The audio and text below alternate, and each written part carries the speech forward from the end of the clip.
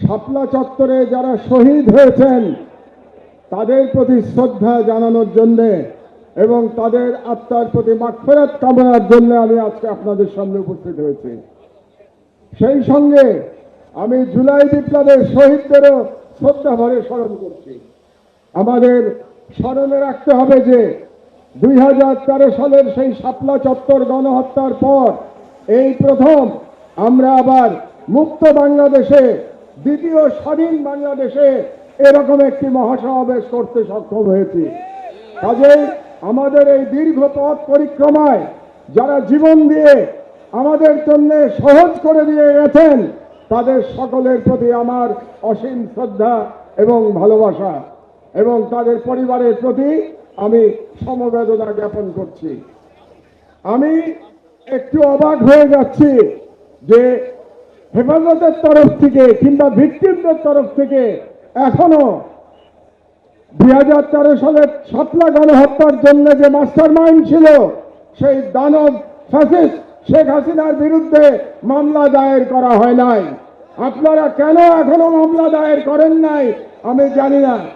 আমি মনে করি শাপলা চত্বরে যারা গণহত্যার শিকার হয়েছে তাদের প্রত্যেকের শেখ হাসিনার বিরুদ্ধে গণহত্যার মামলা দায়ের করতে হবে। এটাই আমার আজকে 1 নম্বর দাবি। দ্বিতীয় যে কথাটি আপনাদেরকে আমি বলতে চাই, আমরা মুসলমান, উম্মার প্রতি আমাদের ভালোবাসা থাকতে হবে। তাই গাজার শহীদ এবং কাশ্মীরের মুসলমানদের উপরে যে জুলুম চলছে তার বিরুদ্ধে আমাদের ঐক্যবদ্ধভাবে আন্দোলন চালাতে হবে। 3 নম্বর কথা আমি বলতে চাই, আমার বক্তব্য দীর্ঘায়িত করব না। এখানে অনেক ওলামায়ে একরামরা আছেন যারা মূল্যবান বক্তব্য দেবেন। আপনারা নারী নীতি নিয়ে প্রশ্ন তুলেছেন। এ ব্যাপারে প্রথমে ডক্টর ইউনূস সরকারের প্রতি আমার একটি প্রশ্ন আছে যে আপনারা কেন অপ্রয়োজনীয় ইস্যু তৈরি করছেন। এখন যে কোনো ব্র্যান্ডের পুরাতন এসি বদলে নতুন ওয়ালটন এসিতে উপভোগ করুন 25% ছাড়। নারী কমিশন করবার জন্য জুলাই বিপ্লবের তরুণরা জীবন দেয় নাই, তারা জীবন দিয়েছিল বাংলাদেশকে ফ্যাসিবাদ মুক্ত করবার জন্য, বাংলাদেশ থেকে ভারতীয় আগ্রাসনবাদ মুক্ত করবার জন্য। কাজেই আপনারা সরকারে বসেছেন যাতে করে বাংলাদেশে আর ফ্যাসিবাদ ফিরে আসতে না পারে।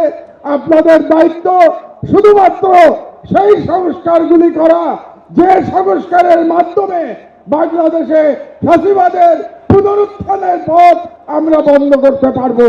কাজেই ডক্টর ইউনূস সরকারের প্রতি আমার বাংলাদেশের একজন প্রবীণ নাগরিক হিসেবে পরামর্শ থাকবে, আপনারা অপ্রয়োজনীয় ইস্যু তৈরি করবেন না। এবং আমরা দেখতে পেয়েছি আপনারা অনেকগুলো অপ্রয়োজনীয় সংস্কার কমিশন করেছেন। এই সমস্ত সংস্কার কমিশনের কোনো প্রয়োজন ছিল না। আপনারা রাষ্ট্রের সম্পদ এবং সময় নষ্ট করছেন।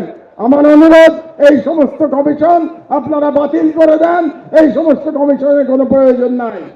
আর আলেম ওলামাদের কাছে আমার নিবেদন, আপনারা নারী নীতি নিয়ে লড়াই করতে গিয়ে বৃহত্তর লড়াই থেকে সরে যাবেন না। আমাদের বৃহত্তর লড়াই ভারতীয় সাম্রাজ্যবাদের বিরুদ্ধে লড়াই। আমাদের বৃহত্তর লড়াই ইসলামের জন্য আমাদের লড়াই। আপনারা যদি নারী নীতির মতো একটা ইস্যু দিয়ে আন্দোলন করেন তাহলে আমাদের যে বৃহত্তর আন্দোলন এটা ক্ষতিগ্রস্ত হবে। কাজেই নারী নীতির অবশ্যই আপনারা প্রতিবাদ করবেন, কিন্তু তার মানে এই না যে আমরা মূল লড়াই থেকে সরে যাব। মূল লড়াই থেকে আমাদের সরে যাওয়া যাবে না। এই জন্য আপনাদের কাছে আমার আহ্বান, আপনারা ঐক্যবদ্ধ থাকবেন। আমি বিশ্বাস করি বাংলাদেশের আলেম সমাজ যদি ঐক্যবদ্ধ থাকে তাহলে বাংলাদেশের স্বাধীনতা কেউ ছিনিয়ে নিতে পারবে না। কাজেই যে কোনো মূল্যে এই হেফাজতের মঞ্চ থেকে বাংলাদেশের সকল আলেমদের ঐক্যবদ্ধ থাকার আহ্বান জানিয়ে